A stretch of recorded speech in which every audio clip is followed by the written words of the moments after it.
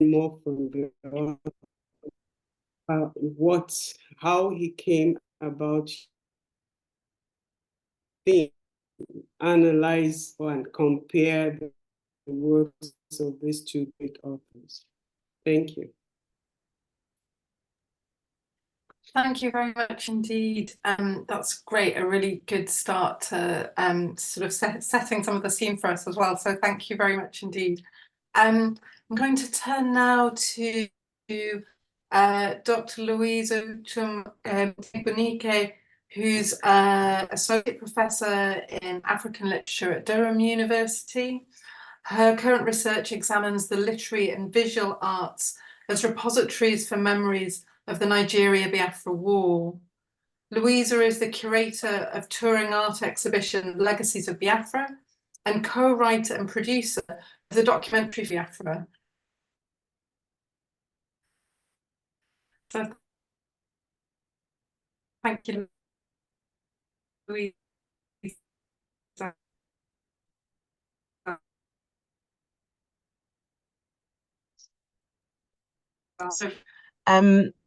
So I'll just delve into my presentation and try and keep an eye on time.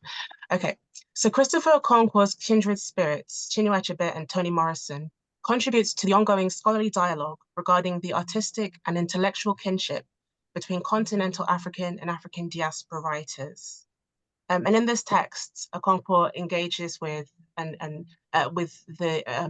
structure of the Mbari House and uses it as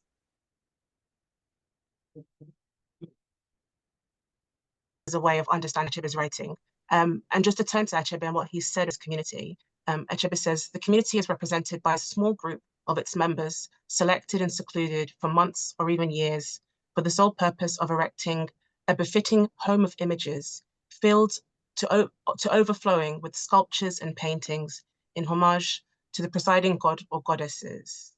And Achebe goes on to say that the purposeful neglect of the painstakingly and devoutly accomplished Mbari House, with all the art objects in them, as soon as the primary mandate of their creation has been served, provides a significant insight into the Igbo aesthetic value as process rather than product. Process is motion, while product is rest. And this is a theme that Okonkwo's interested in, this Igbo idea of process as being of primary importance rather than product. And so one of the things that I want to think about is how to think about this about kindred spirits and how to think about it in relation to the idea of process. And so I'm going to riff a bit on a term that Professor Okonkwo introduces in this text of villagism, which I'll discuss a bit later, and suggest a term Mbariism for the purpose of this presentation, and think about this work as an example of scholarly Mbariism, which introducing a particular kind of process. And that's something that Okonkwo refers to in the sense of locating this text or identifying this text as one of the, or if not the first text that brings Morrison's work in conversation with Achebe and thinks about these two authors, you know, from different sides of the Atlantic, thinking about their work together.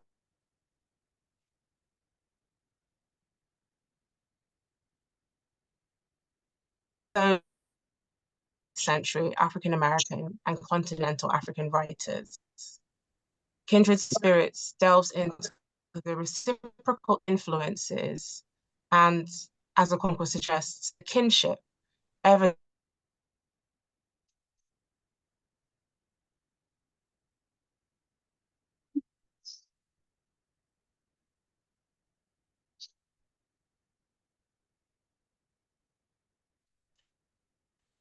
is part of this gay scholars whose works are often in a sort of historical cultural dialogue, but possibly have not received that same level of scholarly attention as, for example, writers who were of a more recent African diaspora, like Adichie and co, and thinking about the experience of a more recent African diaspora in the US and its relationship to continental Africa. So Kindred Spirits references the iconic meeting between Achebe and James Baldwin at the 1980s African Literature Association meeting, where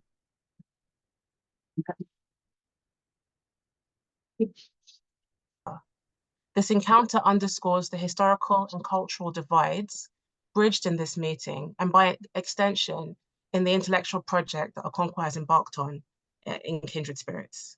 Kindred Spirits delves into the shared memory, cultural resilience, and themes of loss that bind these writers, whilst also exploring the contemporary connections fostered by their literary dialogues across the Atlantic. Now, this term villagism, which is an important framework in this text, is one that's explained in some depth, and I'll just give a short excerpt from Kindred Spirits to give you a sense of what Okonkwo means by villagism. So the village or villagism, singly or together, is exactly or traditionalist orientation to being, seeing, doing, and valuing the world and in the world. Not only does the village foundationally antedate the ancestor and the ancestral figure whose conditions and conduct of efficacy it engenders, sustains and memorializes, it's also significantly complicated. It is organic as well as existentially bound and mutually impactful with its corollary, the city, the urban. It stresses kinship and allows for the coexistence of human lives and interactivity of life forces and life ideas. Disrupted by local slavery, the Atlantic slave trade, and colonization, the African village is not static. It is rather continually evolving. And the kind of expansion on villagism continues in some depths. So the concept of villagism is presented by Okonkwo as foundational to the writings of Achebe and Morrison. It serves as a baseline or shared tradition out of which both writers craft their works. Its ability to encapsulate the vast cultural and material differences of Achebe's hometown of Ogidi in eastern Nigeria and Morrison's birthplace of Lorraine, a small town in Ohio, USA. Its primary purpose is to provide a framework that embraces the centrality of community and rootedness in African and African-American culture, thought, and arts. Its breadth, though, leaves me struggling to pinpoint where its parameters are, as it feels somewhat all-encapsulating. And this is something that I'll sort of pose some questions on in a moment. Whilst the village is a fundamental site in the writings of Achebe, providing either focal points in his novels or as a space that enacts influence on his urban dwellers, Okonkwo notes that for Morrison, the Black community or the neighborhood provides the unit that signals both geographical setting and cultural space that shapes her own life and the lives of her characters. Morrison's framing of the Black community or the neighborhood is incorporated into the conceptualization of villagism. And it is in this intellectual leap that Okonkwo makes that I wanted to pose the question. In the slippages between the language and concepts, to what degree is the sprawling Igbo village that forms the basis of this conceptualization of villagism able to encapsulate, and to paraphrase Achebe on the issue of using the English language, is it able to carry the weight of the African-American experience? So this is an invitation to the author to discuss this framing further, particularly in the centering of an Achebean reality in the engagement of this kinship relationship between Achebe and Morrison. How would the author characterize the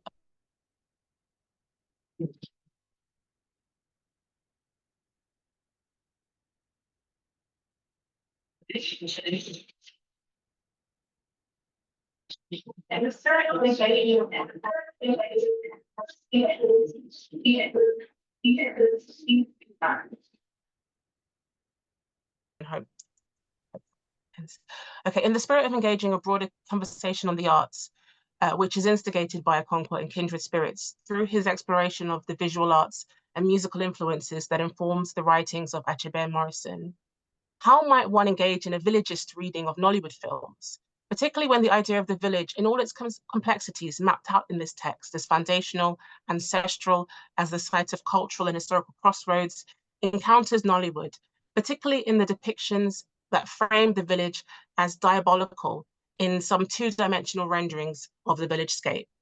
And I'll just end my presentation there. Thank you.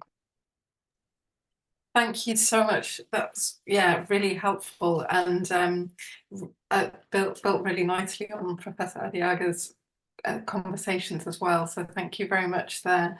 Right, we're going to move to Daniel. So Dr. Daniel Chukwuemeka is a Leave Hume Early Career Fellow in English Literature at Northumbria University, Newcastle, working with me, fellow colleague. It's lovely to see you there. He researches the literary economics of race and contemporary African diasporic literatures. He specialises in African and African diasporic literatures, global post-colonial literary studies, and the representations of economic conditions, race, gender, and sexuality in Anglophone literatures. He earned his PhD in post-colonial African literature and culture from the University of Bristol last year under a co-tutel supervision arrangement with Macquarie University in Australia. And he's currently revising his thesis into a monograph, as well as adapting it into a documentary film. So Daniel, are you ready for us? Yes, I am. Can you hear me? Yes, we can. Okay, good. Thank you. Christopher Okonkwo's Kindred Spirits, Chinua Achebe and Toni Morrison offers the first and in-depth examination of two towering figures in African and African-American literature. This scholarly work meticulously bridges the cultural, historical, geographical, and thematic divides between Achebe and Morrison, arguing for their mutual admiration and designation as kindred spirits. Okonkwo's study does more. By the way, when I say Okonkwo, I mean the author and not Okonkwo of Things Fall Apart. They are confusing, I believe. So Okonkwo's study does more than just compare and contrast the works of Achebe and Morrison. It places them within a broader literary and historical context, tracking their contributions to African and African-American literatures and their impact on the global literary canon. So these two authors, separated by an ocean, yet bound by a shared mission, use their narratives to reclaim and celebrate their people's histories and cultures. Okonkwo's primary goal is to draw attention to the intertextual and thematic convergences in their fiction, in the fiction of Achebe and Morrison, presenting a theoretical model that elucidates their shared literary pursuits. My presentation tracks four distinct aspects of the book that must be spotlighted for their contributions to comparative and world literature. One, the book reconnects two literary figures from two continents. Two, it proposes the concept of villagism as a theoretical framework for understanding how literature can look to local experiences in order to reveal universal realities. In other words, Okonkwo theorizes villagism as literature that spans centuries and portrays village life to explore universal themes. Three, the book demonstrates the theory of villagism by pairing a trilogy of novels from each author: Achebe's Things Fall Apart, No Longer at Ease, and Arrow of God, with Morrison's Beloved, Jazz, and Paradise. Four, and finally, among other ways in which the book approaches this comparative analysis, I find the book's analysis of thematic and structural parallel critically instructive. So I'll start by making just short comments. I'll just make short comments on some of these points, or these points I have highlighted. The first one being how the book reconnects literary giants. So a central question that drives Okonkwo's study is the noticeable gap in Morrison's studies regarding her acknowledgement of Achebe's influence. Despite Morrison's expressed admiration for African literature and Achebe in particular, this connection has been largely overlooked in academic discourse. The author aims to rectify this by highlighting Morrison's references to Achebe and the significant parallels in their works. Okonkwo underscores the historic significance of Achebe and Morrison's meeting at the 1980 African Literature Association Conference in Gainesville, Florida, where the state where Okonkwo currently resides, I believe, right? So this meeting and the subsequent dialogues between them exemplify their mutual respect and shared vision. The author, Okonkwo, argues that this connection warrants a deeper, more focused comparative study, which his book ambitiously attempts to provide. So the next point is villagism, which serves as the book's theoretical framework. One of it contributes to comparative literary studies and in the sense that it encapsulates the rural sensibility that permeates both authors' works. The authors here being Achebe and Morrison, despite their different geographical and cultural context.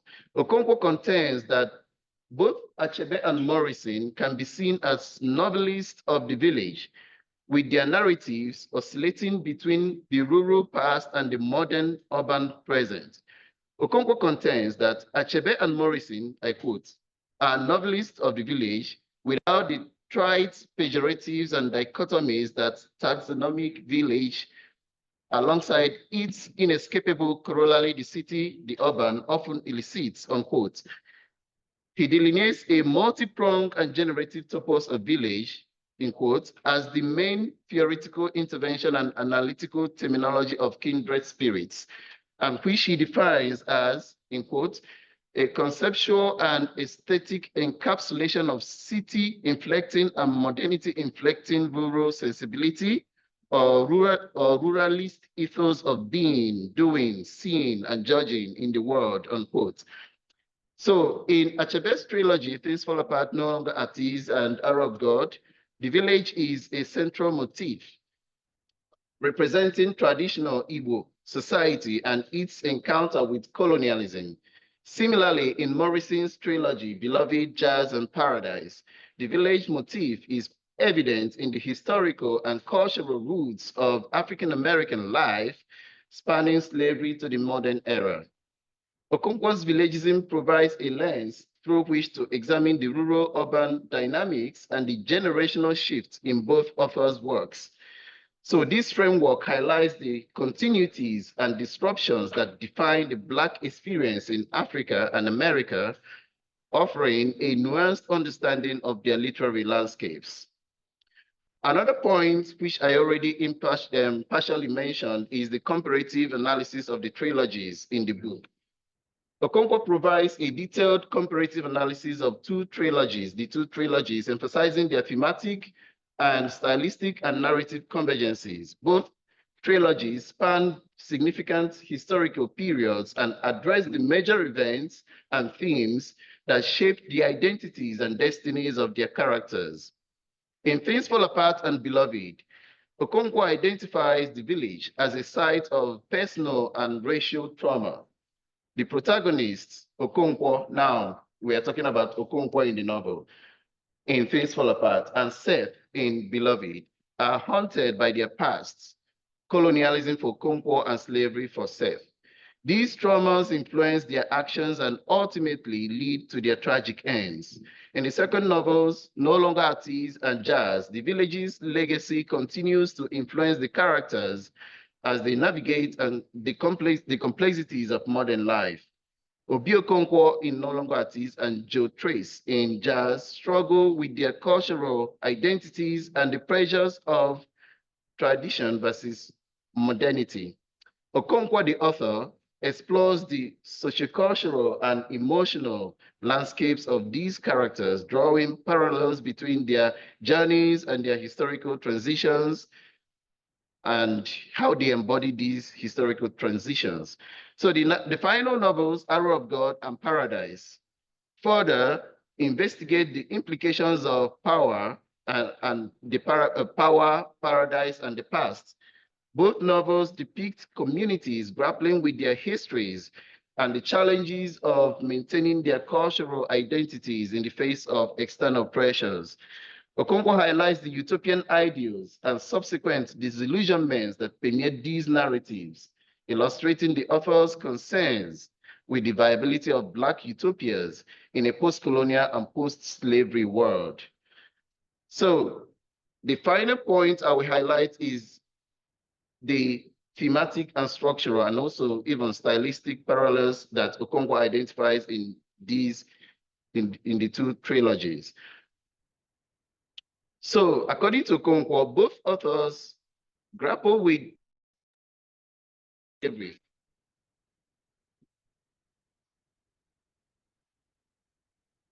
Can you hear me? I saw you, but I Okay. couldn't hear the last Okay. thing you said. Okay, I'll just summarize. So the analysis of these trilogies extend to the use of symbolism and imagery in their works. Here, Okonkwo highlights how both authors use powerful symbols to represent cultural and historical themes, such as Achebe's use of kola nut and Morrison's use of the chokecherry tree scar. One point I will invite the author Okonkwo to address is whether, beyond the apparent transmutation of genre, for example, from the oral to the novel, is there any other formal method in which we can envision villagism in light of its emphasis on using the local to shed light on the global or the universal? So in conclusion, I would say that this book emphasizes the need for continued comparative scholarship on Achebe and Morrison, with Okonkwo arguing that their works, when read together, offer a richer, more comprehensive understanding of the Black experience across the Atlantic.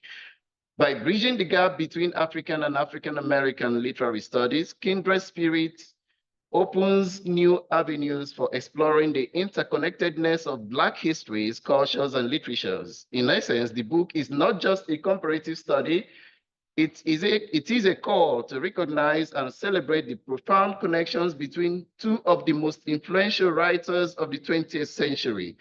It invites readers and scholars to investigate the shared themes, narratives, and visions that define Achebe and Morrison's literary legacies. Kindred Spirits makes a compelling case for the inclusion of Achebe and Morrison in the global literary canon. Okonkwo argues that their works should be read not only as national literatures, but also as part of a transatlantic dialogue that addresses universal themes of identity, memory, and resistance. By placing Achebe and Morrison in conversation with each other, Okonkwo demonstrates the potential for comparative literature to uncover new insights and connections across different cultural and historical contexts.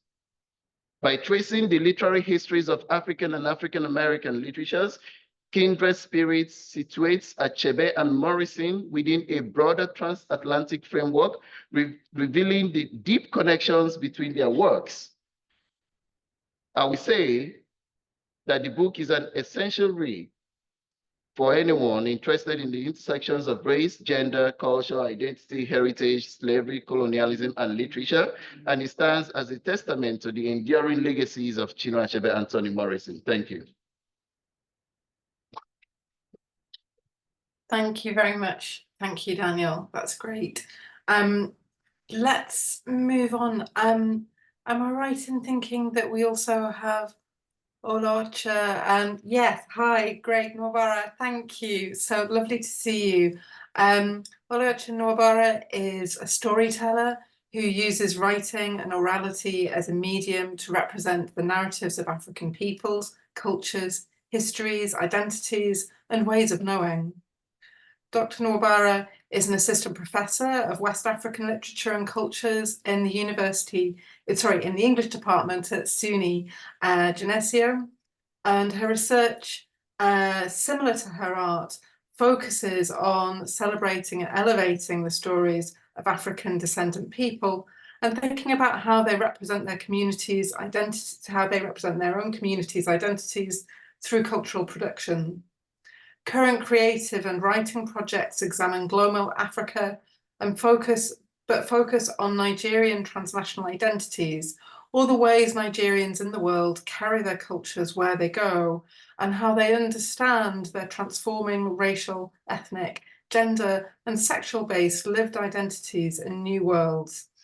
And ultimately, Dr. Nwabara's passion is to encourage conversations leading to self-love by embodying knowledge of self and community in order to empower self-definition and self-determination. So thank you very much. We look forward to hearing from you. Thank you. Trying to get the visual so you see these. Okay. You can see me, you can hear me, there's no echo? Okay. Perfect, yeah. Okay, so first of all, I want to thank you, Professor Okonkwo, for writing this book, and thank you to the conference and whoever is involved in inviting me to read this book, because for me, it was a breath of fresh air and it's a phenomenal read. And I say this because I enter as someone who is an African-American and African studies scholar with a concentration in African studies, teaching in African literature in the English department, and along with teaching in Black studies and women and gender studies. And my focus is African diaspora studies. So I'm already at this intersection of African-American, African, and African diaspora studies.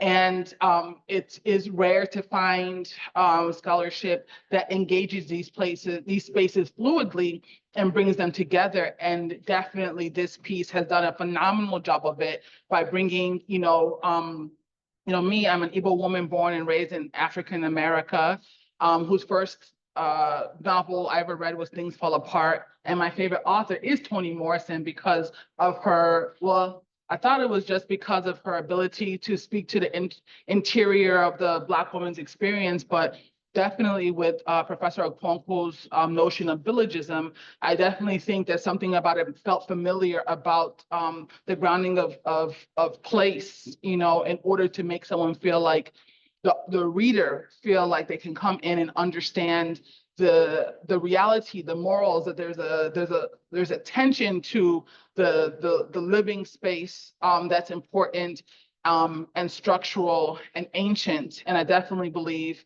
that your theoretical framework of villagism plays very well to why someone like me felt so comfortable with Toni Morrison's work.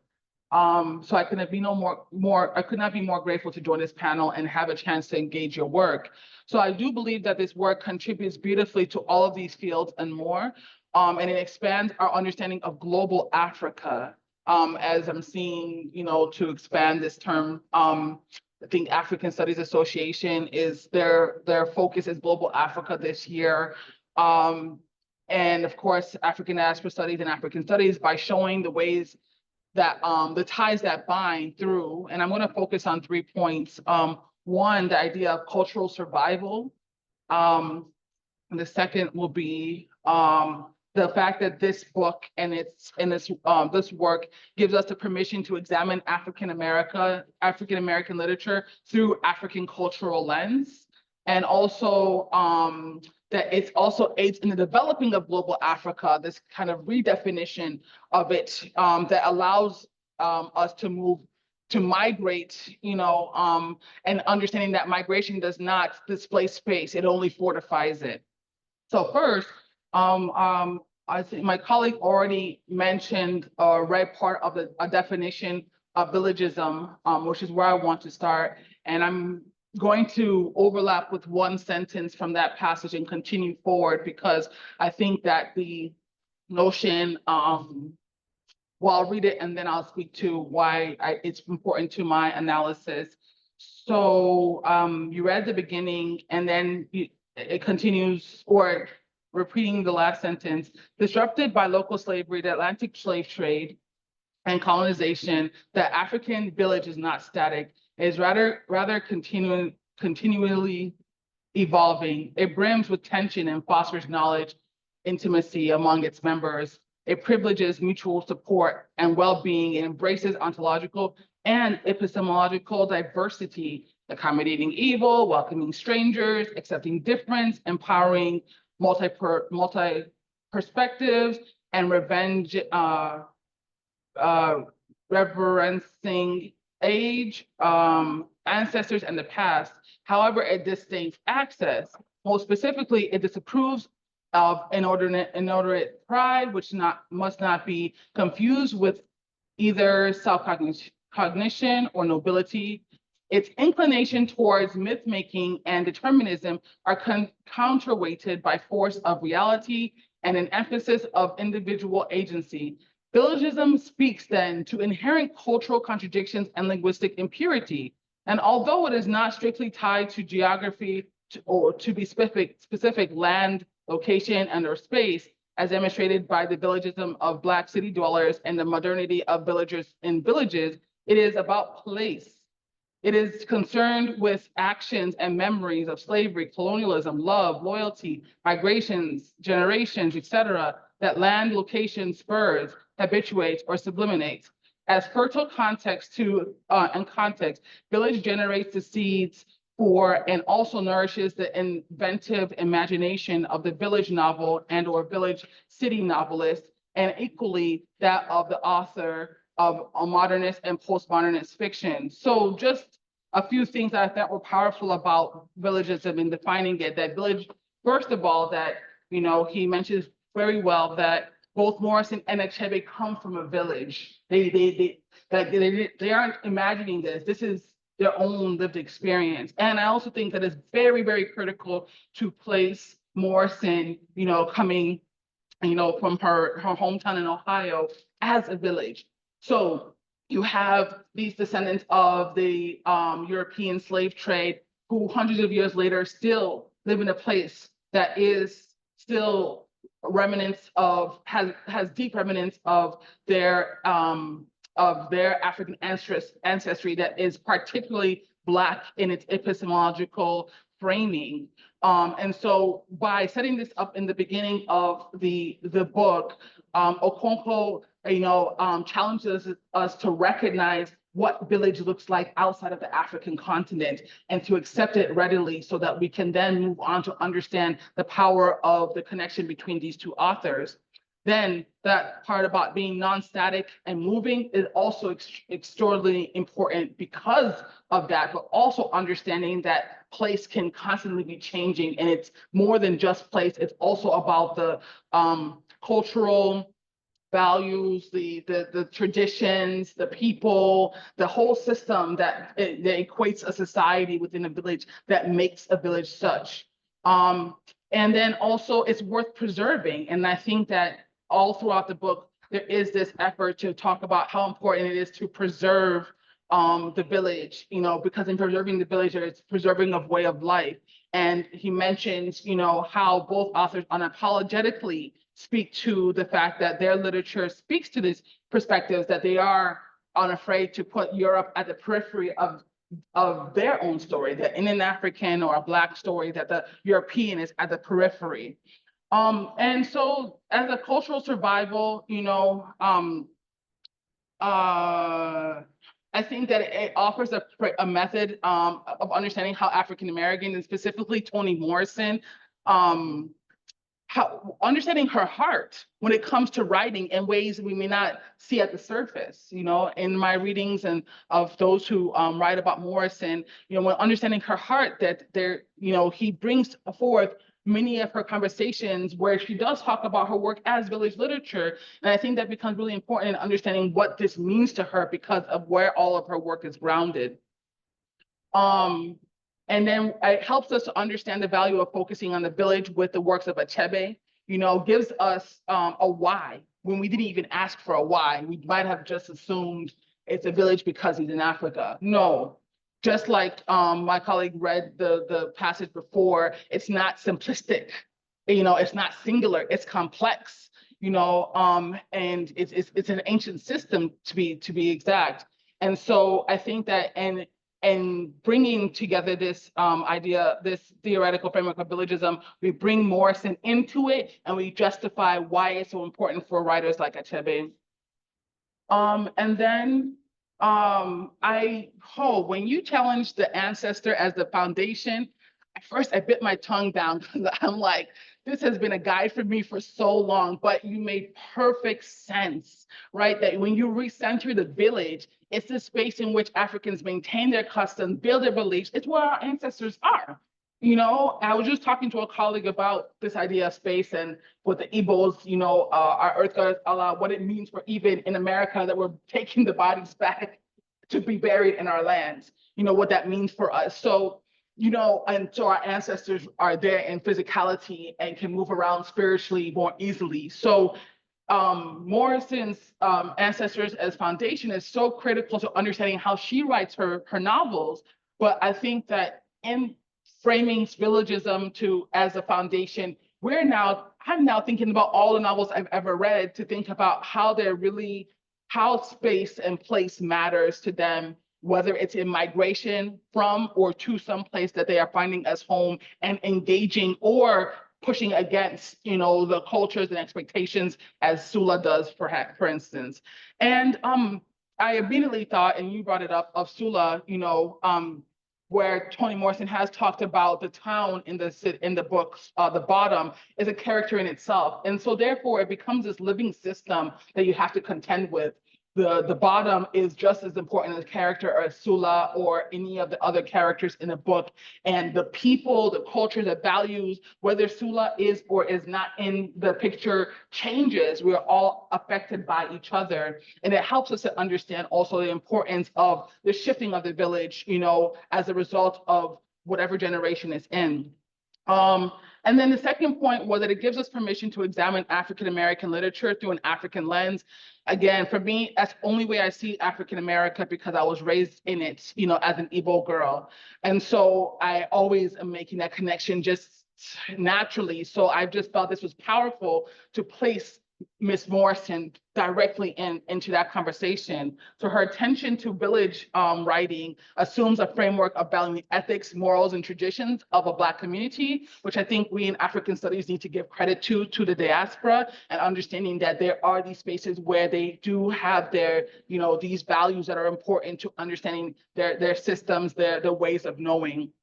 And then tying to Achebe helps us to understand the dynamism of how African Americans maintain African heritage at home and respond to their surroundings accordingly. So, and also, with Morrison was inspired. Okonkwo does a good job to show all the times that he can find that Morrison speaks to African literature as inspiring her, to eventually create an edited volume.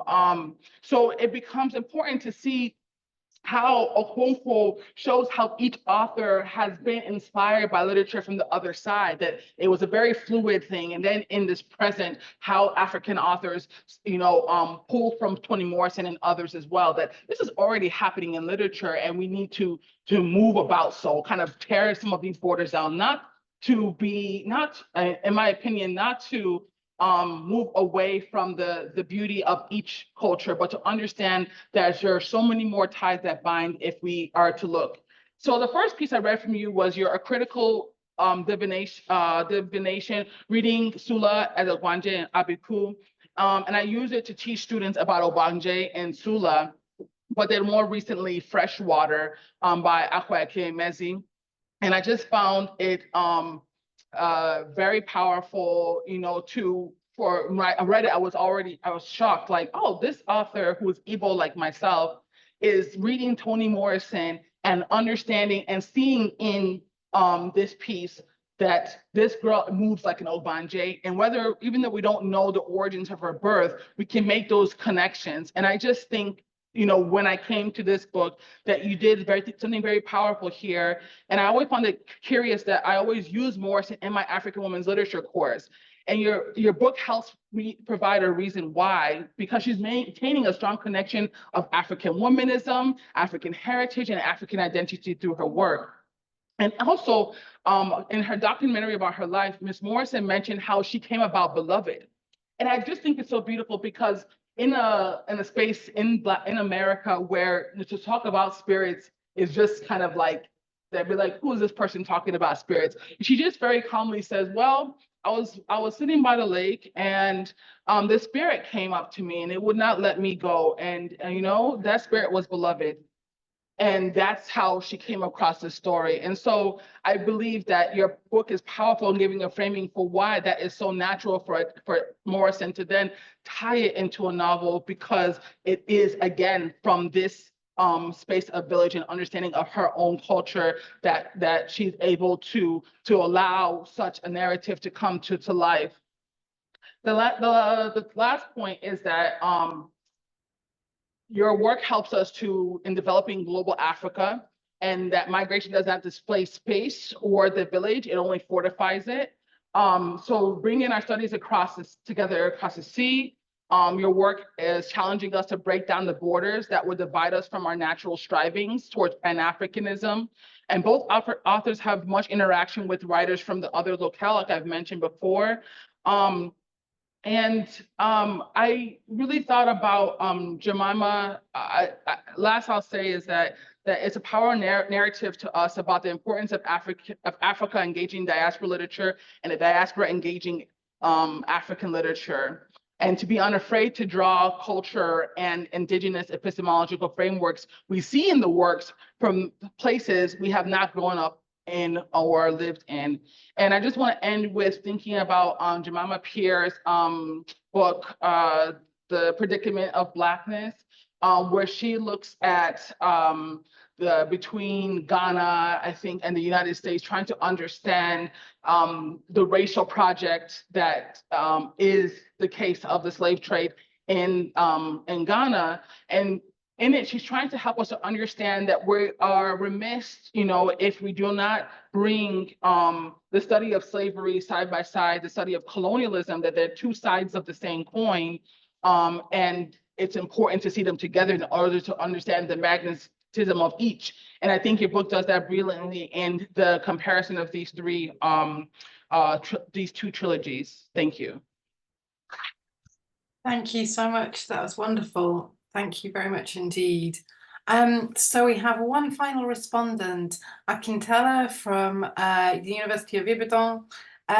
May I ask you to introduce yourself and then give us your sort of thoughts on the book. Thank you very much indeed, Akintela.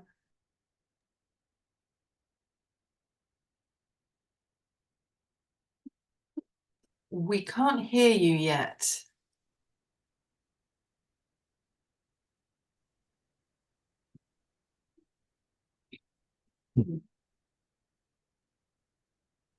Try now. Hello. Yeah. Hello. Okay, we can hear you now. Okay, good. So I thank you very much. I had to drop the earpiece. Maybe I can just use the system directly. Yeah, my name is Akintela. I teach in the Department of English, University of Ibadan. I teach literary stylistics and literary pragmatics. I guess that's enough for an introduction. I'm so glad to be a part of this panel because it's been enriching. I've actually learned a lot, and I hope that in the course of Professor Okonkwo's response to, we'll learn more about this particular book, Kindred Spirits, Chinua Achebe and Toni Morrison. I want to say thank you, like others have said, to Professor Christopher Okonkwo for giving us this piece that points our attention to the connections between two different worlds that may not be that distant as such. I like to make a presentation on this. I would tell you what I read about from this book, and then try to focus the latter part of my presentation, just about 7-10 minutes presentation on the concept of villagism and some questions that I would love to ask Professor Okonkwo at the same time. Well, I have also gone through the text and I have enjoyed it. Well, right at the beginning of the text, I feel that, hello?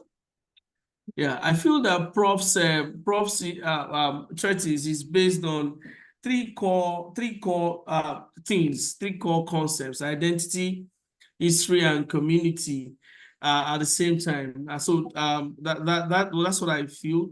In the introduction to the text, we see an attempt at trying to explain the concept of kindred spirits to mean the kind of connections that we see between the works of Achebe and Morrison in terms of inspiration, in terms of style, in terms of thematic orientations, and in terms of even the cultural context of production, as the case may be. So if you run through the text, we see from different chapters how both Achebe and Morrison go into the kind of complex network that defines the concept of cultural identity and history generally.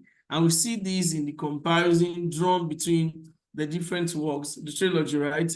Right from chapter 1 to chapter 2. We also encounter the subject of the community and kinship as is done across the setting, the cultural context from which Achebe wrote, and then the cultural context from which Morrison wrote. In both, what we see as a common trend is the importance of community and kinship in their narratives, and possibly that informs the concept of villagism as the theoretical anchor.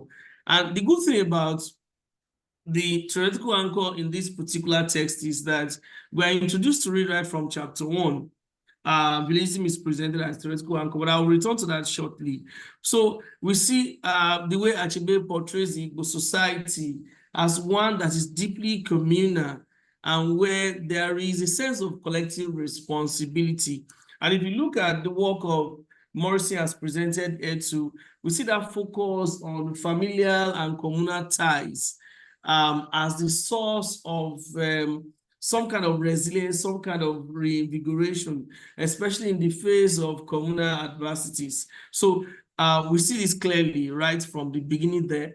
Now, another subject that I think one encounters here is the subject of memory and post-memory and attendant trauma, as the case may be. The two authors hinge most of their narratives on memory and how memory and trauma. Achebe's characters, if you look at them, they reflect the pre-colonial conditions in which they existed, and then especially in Things Fall Apart, how the pre-colonial condition became disrupted by the intervention, the very disruptive intervention of colonialism. Now we see the same thread in Morrison's novels too. And then how memory becomes a tool for sort of placating the effects of colonialism. In Morrison's novels too, we see as memory becomes what is used to confront the traumatic legacy of slavery, and we see characters that can recollect, that can make painful recollections, and the way they try to handle those painful recollections. So we see all forms of traumatic characters and how memory becomes an aid for the kind of traumatic experiences and the way they eventually get to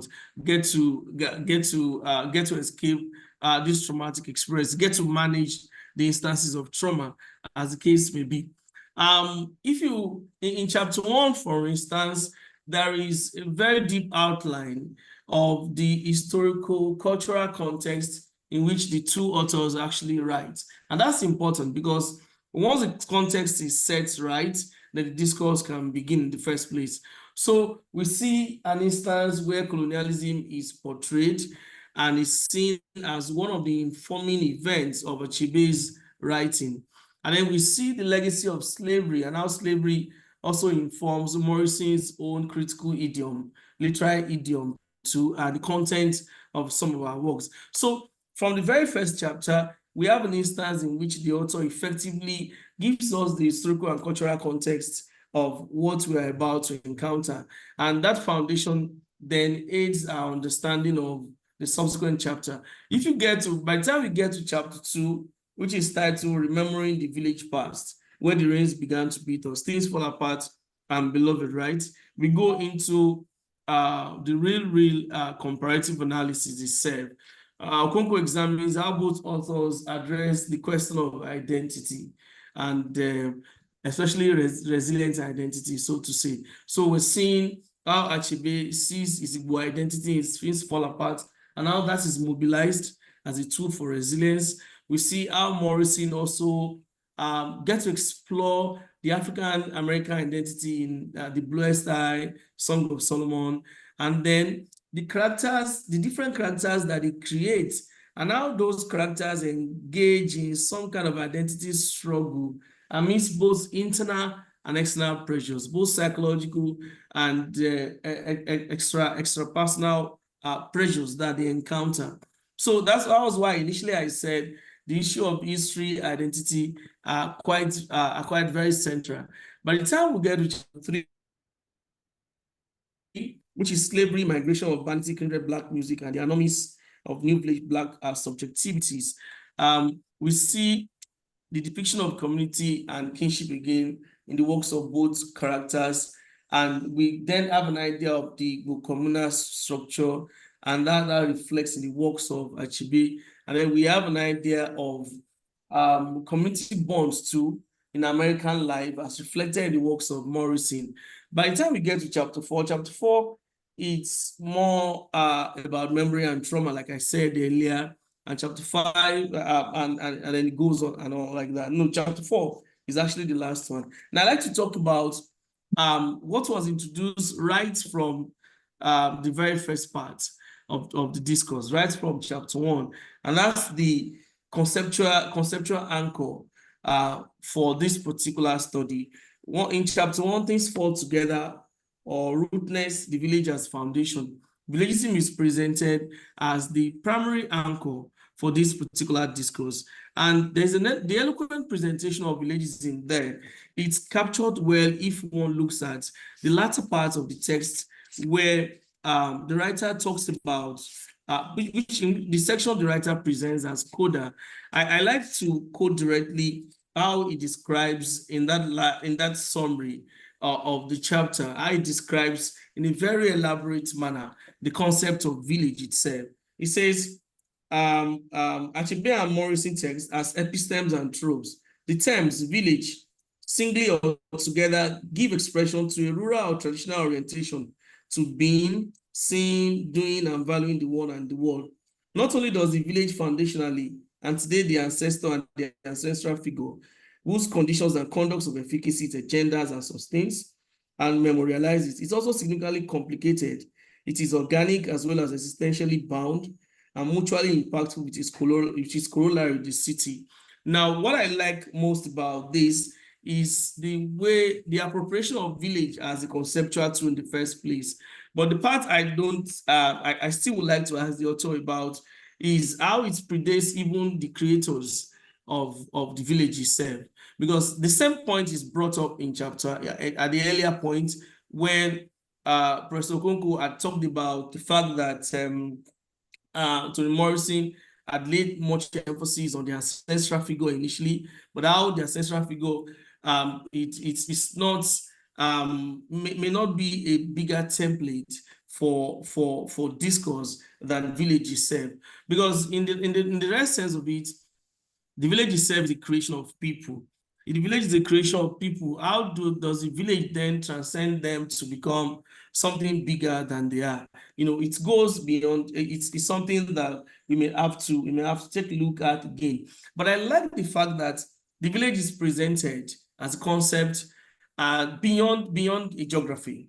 It's not just a geography. It has its life of its own. And I like the fact that it is clearly stated that the village is not static in the first place. The village itself encounters the city has a relationship with the city, and in his encounters with the city, that transforms his own complex arrangement, as the case may be. So that shows that at no point in time is the village static. But that's where I like Professor Okonkwo again to speak to the distinction, if there is anyone, between villagism as a concept and traditionalism as a concept, where it's traditional, but how does being traditional also allows for it to be quite dynamic, as the case may be, because it has to be dynamic for it not to be static. Then another thing I like about the way village is mobilized as a conceptual framework here, and it's the fact that it takes us away, if we have shared characteristics of the village in the works of Achebe and in the works of Toni Morrison, then it takes us away from this sometimes hyper-essential stance. Okay, the habit of essentializing a space or anything at all. It takes us away from that, and it shows that there can be shared boundaries, there can be shared attributes between the conception of the village here and the conception of the village there. So it takes us away from that essentialist mode into some kind of anti-essentialist mode at the same time. But then, in the course of this study, were there textures, were there peculiar attributes of the village as encountered in the works of Toni Morrison, which is a bit distinct from the village as encountered in the works of Chinua Achebe? Were there instances of such that you notice, so that it doesn't become that we're not being nuanced? I wanted you to just tease out those nuanced aspects, as the case may be. Then, to what extent can individual agency still be sustained in literary creativity if we emphasize, or if we sort of give a preponderant position to the concept of villagism? How do we ensure that individual agency, as the case may be, is not lost in the process of appropriating this for some kind of analysis, as the case may be? So these are my initial thoughts on this, and I want to say congratulations to Prof again, and say thank you to all the panelists. Thank you very much. Thank you so much. That's a really lovely place to end, I think. So we thank you all of our respondents to the book. I'm going to hand over in a minute to Professor Okonkwo. I'm going to introduce him first and let him respond to all the thoughts that he's been given over the past hour. Sorry, Catherine. Yes. Before he responds, can I ask my specific question? Yeah, please do. Sure. Yes, absolutely. Okay. Sorry about that. There's a Pacific adage, because listening to what everybody has just said, I felt the need to ask this question before it starts. That there's a Pacific adage, and Pacific, I mean New Zealand and that part of the world. There's an adage that says that human beings walk forwards into the past and backwards into the future. The past is compared to the future. Past is clear because the past is clear to us. Backwards into the future because the future is compared to the past, in the sense that we look to the past to collect epistemic resources from it to help navigate present and future challenges. The way I see it is that these two authors actually did this is precisely what they did. So if they indeed looked into the past to collect epistemic resources, why should their works then be reduced to this villagism in the first place? Thank you very much. So Let me introduce Professor Okonkwo briefly, and then I'll allow him to take the floor, as it were. So he's Professor of English and African American literature at Florida State University, which was his alma mater, and to which he was recruited in 2022 from the University of Missouri, Columbia, where he taught for 21 years, and had become the first African professor to make it through the ranks at that flagship's English department. He's a graduate as well of the University of Nigeria, Nsukka, and of Florida A&M University. His research and teaching are interdisciplinary, interconnecting the histories, cultures, and Anglophone literatures of Africa and its diaspora, especially in the 20th and 21st century. So I'm going to hand over to Professor Okonkwo and let you answer those questions as you wish. Thank you. Can you hear me? Yes. Okay. I do want to say good morning from Florida, and good afternoon in Nigeria, good afternoon in the United Kingdom, and everywhere else.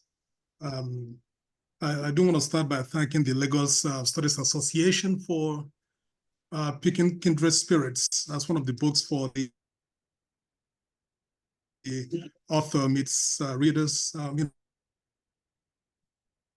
But most especially, I do want to thank you all, Professor Baxter, Professor Tega, Professor Chukwuemeka, Professor Adega, Professor Wabara, and of course, my own sister, Professor Louisa Ebunike. Thank you all. I cannot tell you what a privilege and honor it is for this book to be selected, but also for you to spend your time reading it, critiquing it, posing questions, complicating the book, and getting me to think about stuff that I never imagined. So it's indeed a great honor. I also want to thank the audience members who are in Lagos, watching us from wherever else. People are watching us, for this presentation. Let me make a couple of comments about the interventions I was hoping to make in the book, and then I can address some of the questions. Hopefully, we have about 15 minutes, for the session, or maybe a little bit more. Kindred Spirits actually is a continuation of my first book, as the titles, I was playing on the titles. In the Spirit of Dialogue is the first book, and this one is Kindred Spirits. That is one. The other thing is Kindred Spirits, preoccupied my mind for years. In fact, I left another book to write it. It's as though I felt it's a book I had to write before somebody else did. So in the process of writing it, I would stay on Amazon every morning to see if somebody published the book. It became an obsession because I thought somebody ought to have published this book on Achebe and Morrison, because the connections were very clear to me. They've been there, and I'm like, can somebody do this? So in many ways, Kindred Spirits is a book I wrote for myself. And it's also a book, with all its imperfections. I thank you all for not calling all of them up. Just like, most scholarship, you look back and you look at things very editorial, contextual, scholarly things you could have done better. In fact, one of the book reviews, took me to task, indicating that the book ought not to have been published, for a typo that we didn't catch. And so that's the nature of it. But also, I wanted to make an intervention in terms of how African literature has been displaced in Toni Morrison studies. You hear so much about William Faulkner. You hear so much about Virginia Woolf.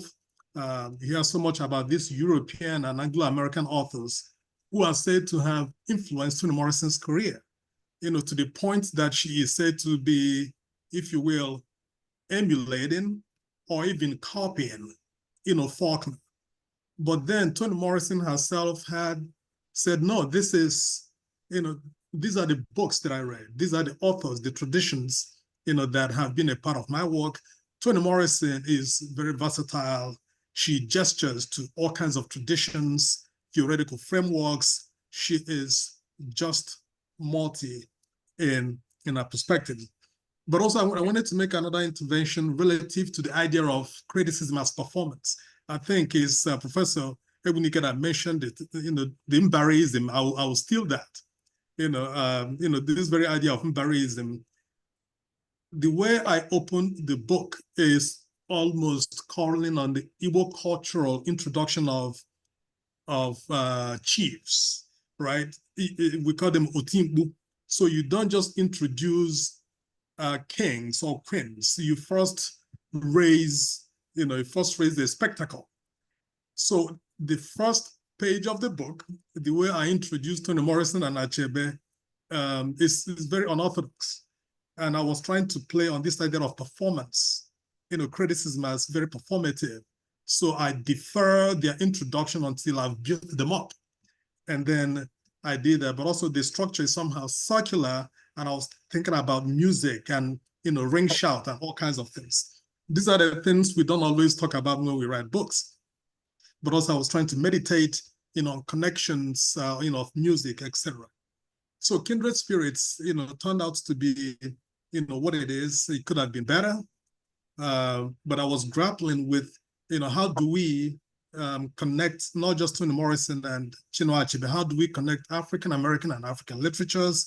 How do we connect, African and African diaspora? What are the spaces in which the books written by Black authors in the United States, can be clarified through drawing from, African texts?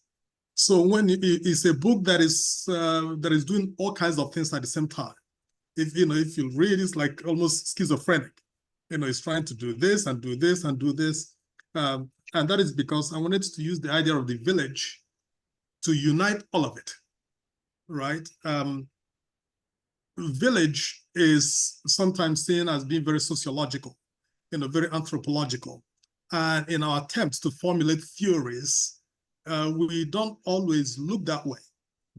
So my goal was to frame it as an entrance point, but also one of many interconnected entrance points, through which to look at these trilogies and see what are the points of conversation, convergences, as well as differences. So one of the questions posed is almost, why does the village, I think it's by Professor Adega, why are the trilogies reduced to a singular concept?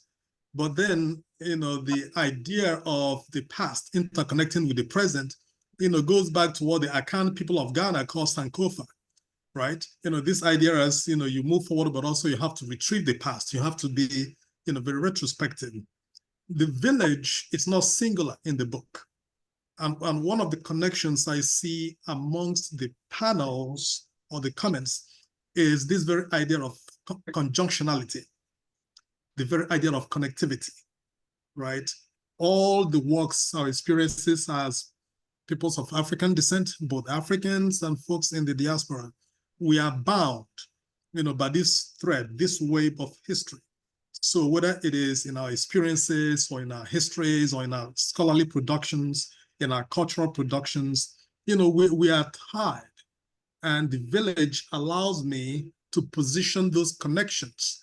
And the village does not presuppose a static, monolithic space or place or framework. The idea is it's always already contaminated, right? But again, my work is resting on the shoulders of giants. I must mention that. I'm not the first to theorize the village. Professor Biechina, did excellent work on it. Professor Ernest Emenyano published on it. You have the African village literature, African village novels. So what I did was to yoke, some of these ideas, toward a framework, to read, the trilogies. So I do want to point to some of the things that I noticed, some of the questions that were posed. One of them by, Professor Louise Ebunike, right? To what degree is the Igbo village or Igbo villagism, right? How can it carry the African American experience? If I understood that question very well, how can we use say, an Igbo-centered idea to talk about the African-American experience. The same way we can use the English language to bear the burden of Blackness. These things are not mutually exclusive. So when you begin to look at it, in fact, one of the things that the enslaved people did was to constitute villages. We don't just, even in the slave quarters, the planters and the enslaved people may have lived together, but their sensibilities were different, right? Maybe, the whites were thinking about themselves as established, but also these Africans who are plucked from different parts came from villages, right? The most towns. So it is not something not unconnected to the African-American experience. So village can help us understand, ideas of community. But one of my interventions in the book really is African-American studies talks about community a lot, but not village. So when Toni Morrison uses the idea of the ancestor as foundation, and that essay is cited so much, what it misses is what predates the ancestor.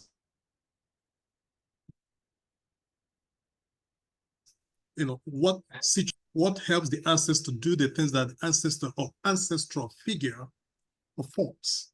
So sometimes the emphasis on community or neighborhood or town or city forgets the underbelly of all of it. So whether Black people are very modern in their urban spaces or whether they reside in the villages, there is a constant flow, right?